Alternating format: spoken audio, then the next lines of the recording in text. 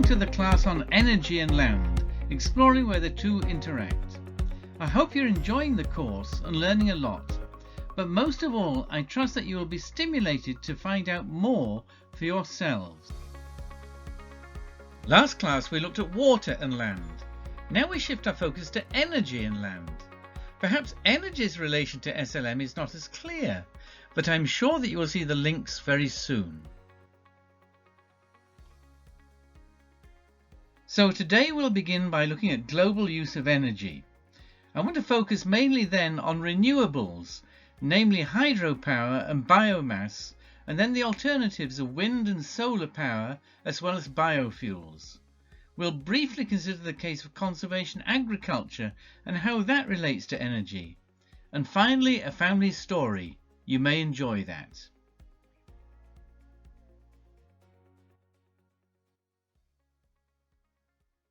I've made a few key points here about the implications of energy on SLM, and you will see that they're a mixed bag.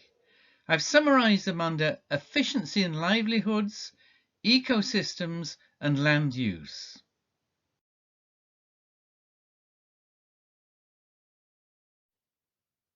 Here's a one-page summary of the main energy sources. I have used a conventional classification of fossil fuels, nuclear and renewables. Renewables are then subdivided into hydropower, biomass or waste, and alternatives. I've added a few notes to each, giving an indication of trends. We'll be focusing particularly on peat, hydropower, biomass and alternatives in this class because they are most closely related to the land. Here's an overview of global primary energy use. That's energy for electricity, heat and transport combined. If you were to look at a similar chart for even just 10 years ago, you'd note the recent increase in the low carbon renewables of hydropower, wind power and solar power. And now, an overview of power for electricity generation alone. Here the proportion of wind and solar is even more distinct and growing very rapidly indeed.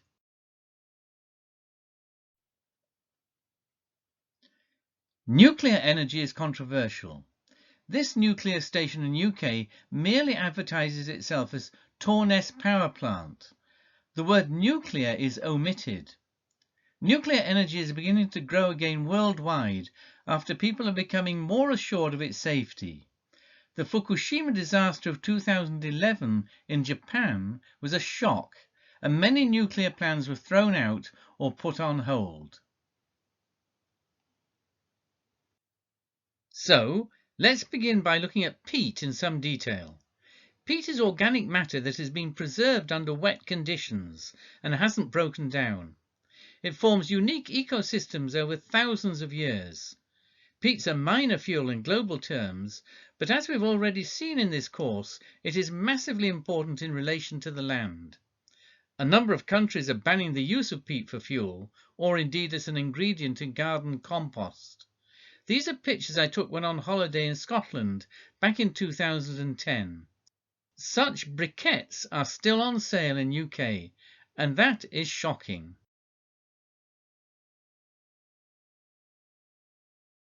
Here's a picture I took showing where peatland was drained, perhaps some 100 years ago or so, and changed into grassland for dairy cows.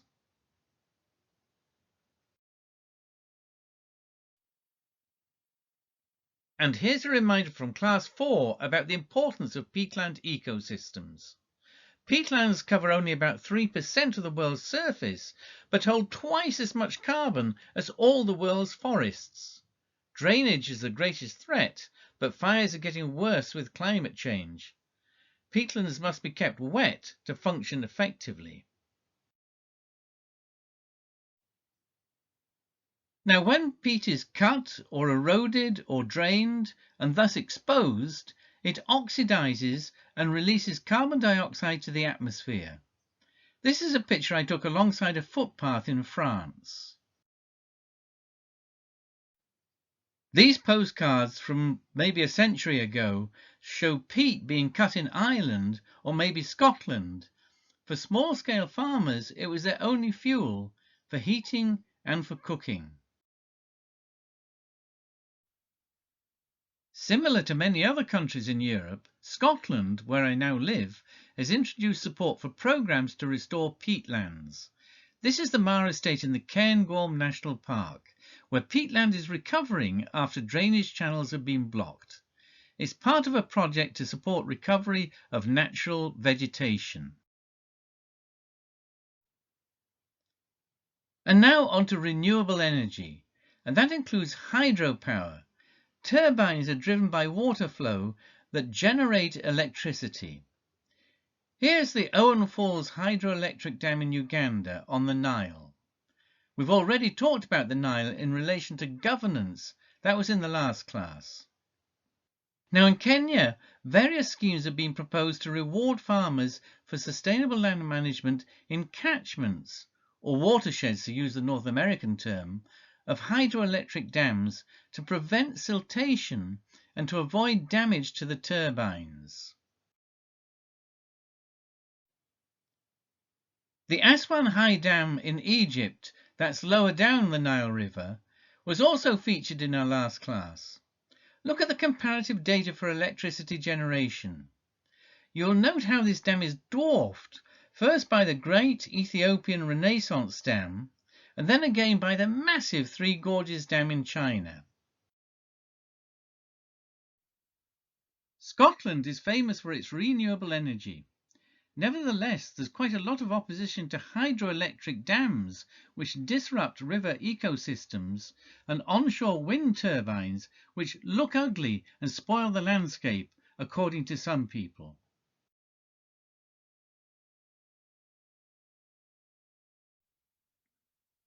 This is our local power station. It's a tourist attraction because a fish ladder alongside the dam allows salmon to swim upstream to lay eggs. The hydroelectric plant makes a thunderous noise when operating at capacity. It's astonishing to think of the Three Gorges Dam in China being 1,500 times as powerful. Biomass and waste forms a category of renewables that covers traditions of heating and cooking fuels. Unlike peat, which takes thousands of years to form, these are renewable resources because they are produced quickly, and of course there's always plenty of waste around. Biogas, that's methane, is a more modern system that we will look at in some detail. Firewood or fuel wood is the original traditional fuel in many parts of the world. Where it is used in a rural setting and based on collecting dead branches of trees, it is perfectly sustainable. But the problem arises when living hardwood trees are cut and transported for burning, like here in Nigeria. And that makes it hard for me to explain why I burn hardwood logs at home. I can only say that they come from sustainable plantations. The smoke disperses quickly as my house is in the countryside, and the alternative is gas heating, burning a fossil fuel as my neighbours do. But there are some renewables that do much more harm than good. I think this picture speaks for itself. I've travelled quite widely around the world, and wherever I've seen cattle dung, that's manure, collected and burnt, it always seems to be young girls who are involved, and it happens in places where there are few trees and the land is infertile. Far better if that manure was left on the land to improve soil fertility.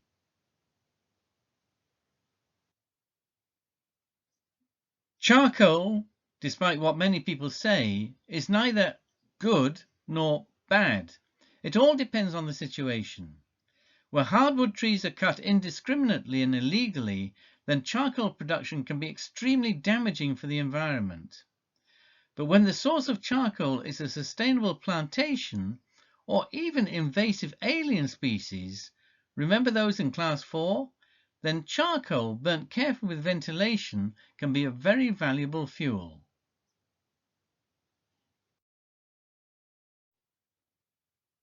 In Ethiopia, I've even seen charcoal being made from eucalyptus trimmings, and that's waste being used creatively. So today we've looked at the main sources of the world's energy.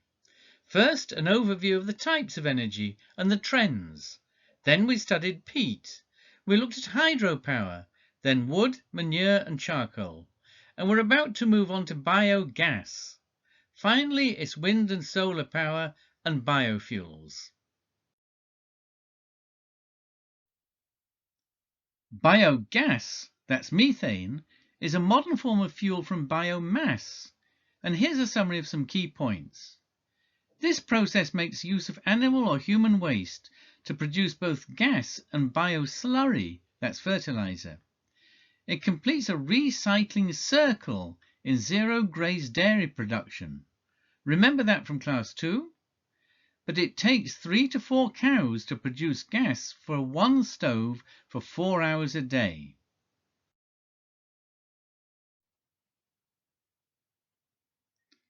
Let's look at an example of where biogas is being produced from the manure of zero-grazed or stall-fed dairy cows in an urban agriculture setting.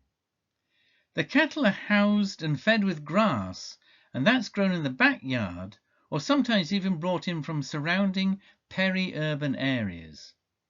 Or the fodder may be even green market waste after being sorted for plastics.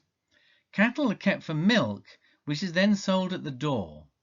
You'll remember we discussed urban and peri-urban agriculture in class 2.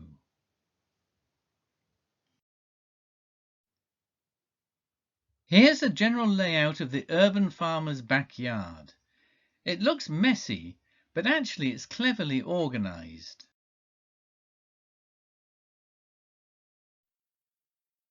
And this is the principle.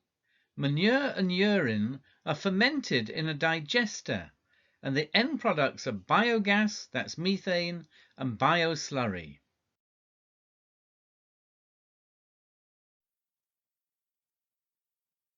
The biogas plant comprises an inlet for the manure and urine, which leads to an anaerobic digester.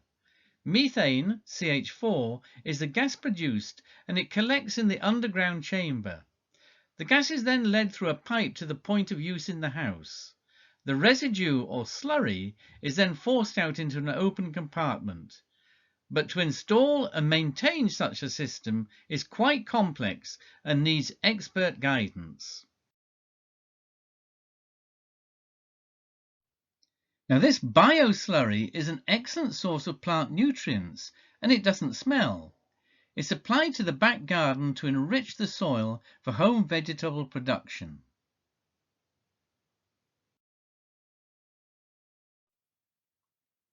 A subcategory of renewable energy is alternatives.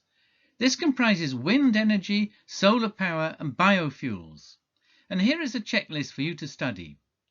You'll note that wind and solar energy are growing very quickly in terms of importance, especially for electricity production.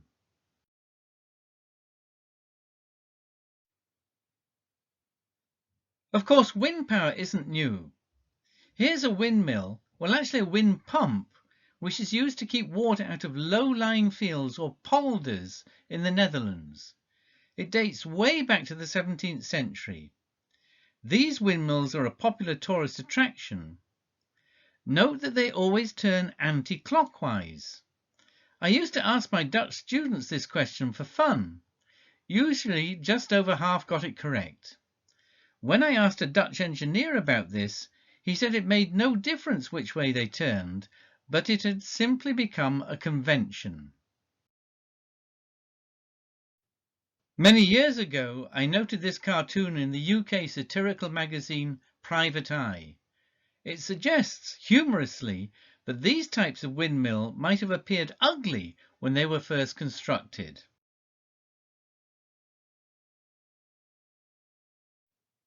Modern windmills, that is, wind turbines, in contrast turn clockwise. People often complain that they're unsightly, but the point of that cartoon that we've just seen is that perhaps they will be seen as elegant in the future. There are also criticisms that they confuse birds in their migratory routes. They are constructed both onshore and in shallow waters offshore. Offshore wind turbines are more expensive, but the cost of construction and installation are dropping quickly. However, not every country has appropriate locations for offshore wind turbines. The UK led the world in capacity, but China leapt ahead just a few years ago.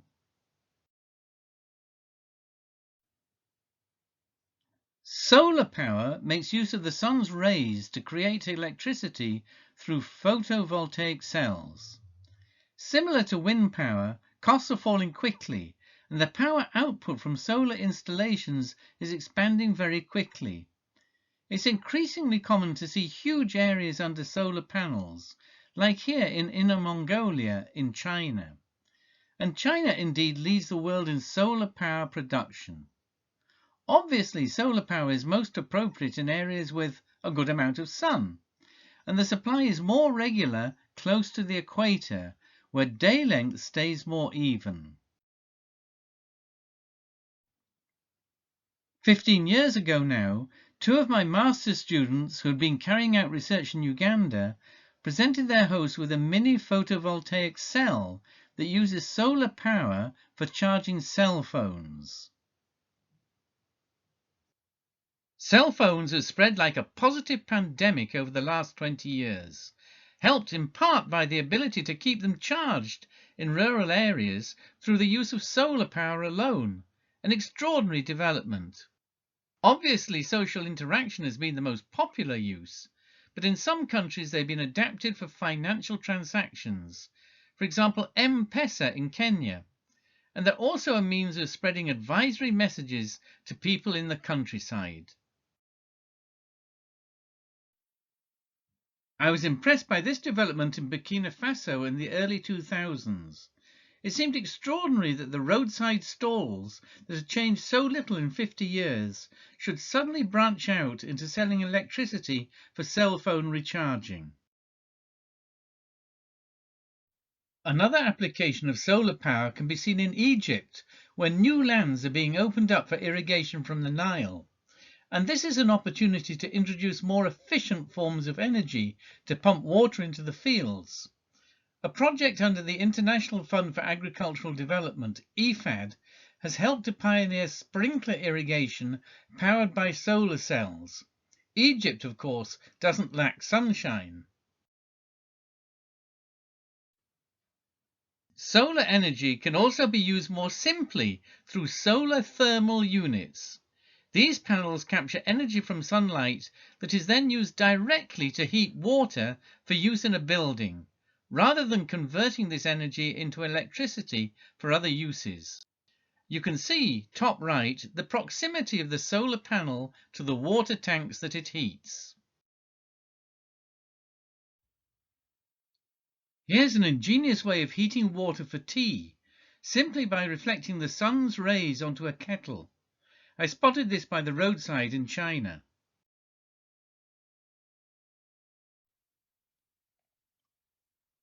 Moving on, bioethanol and biodiesel are also renewable fuels classified under alternatives.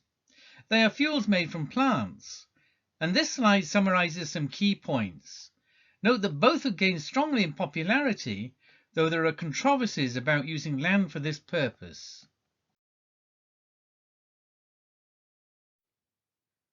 Probably the best example of a crop that is being turned efficiently into bioethanol is sugarcane in Brazil.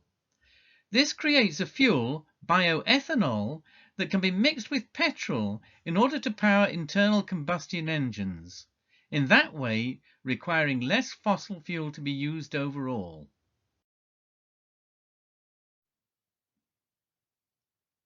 Biodiesel is a biofuel that is in some ways simpler. Various oils can be used directly as substitutes for diesel, as in this example from Papua New Guinea, though for commercial use they are processed first. Jatropha is an example of a plant that yields oil suitable for conversion into biodiesel, but it was overhyped as a crop for Africa and has never fulfilled the potential that was predicted. In my career, I've seen, well, probably 20 crops that have been held up as miracle plants for Africa.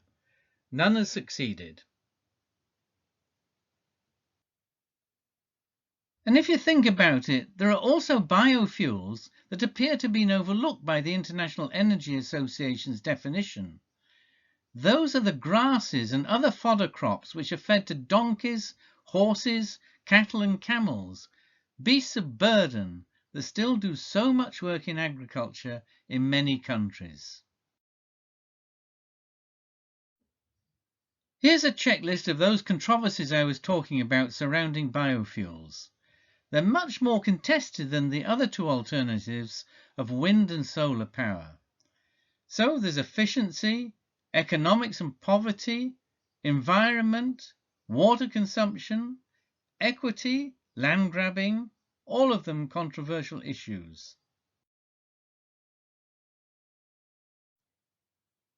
We've covered the various sources of energy. Next, we'll see how it's possible to reduce energy usage through becoming more efficient. An excellent example is conservation agriculture, which we covered in class 2, and it illustrates how certain forms of farming can economize on energy use. Conservation agriculture is economical with energy because it doesn't require deep ploughing and the number of field operations is reduced. That's just one of its multiple co-benefits over and above SLM itself.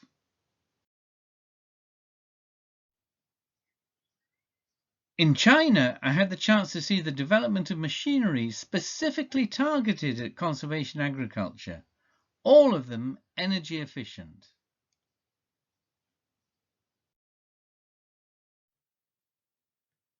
I need to take you on a little diversion now. It's a family story. Let's look at a portrait of my grandfather's grandfather. So that's my great-great-grandfather, James. He was a businessman who made his money from black gold, in other words, coal. I don't think anybody would call it black gold anymore. James bought a colliery, that's a coal mine, in 1842 and immediately set about improving and extending it, because he realized that the woolen mills would soon be requiring far more power than the water mills could produce.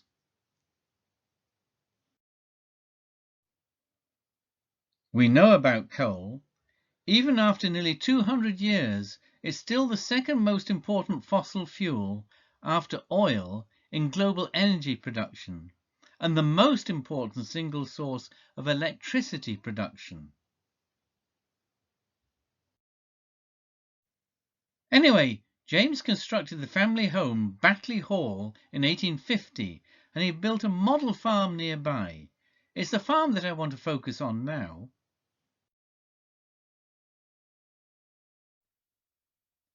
He bought a book in 1857. I have it on my office shelf behind me, in order to learn how to farm. What's very interesting is that the book, which covers livestock production, is written entirely by farmers, not by scientists. Glancing through it today, I'd say, well, at least half of it is still good sense.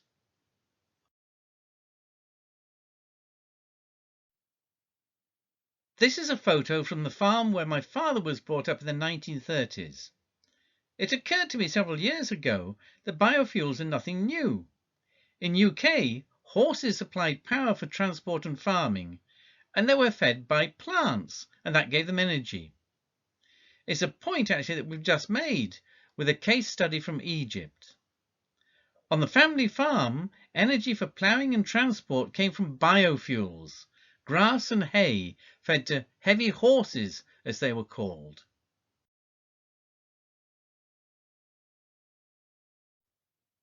And here's my father as a schoolboy with a shorthorn cow, a British breed that was developed by farmers. My father remained passionate about cattle until his dying day.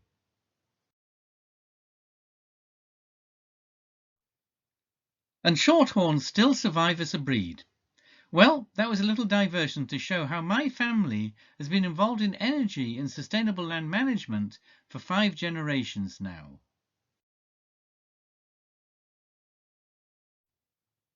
So, just as a reminder, here's that classification again. As an example of fossil fuels, we looked at peat in some detail, and then moved on to renewables, featuring hydropower, biomass and waste, and then what we term alternatives.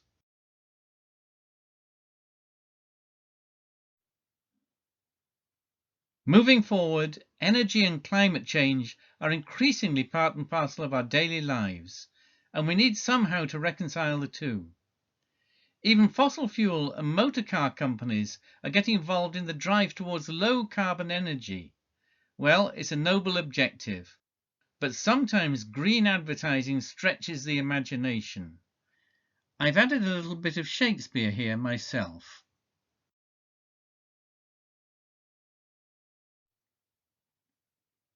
And finally, as always, some take-home points.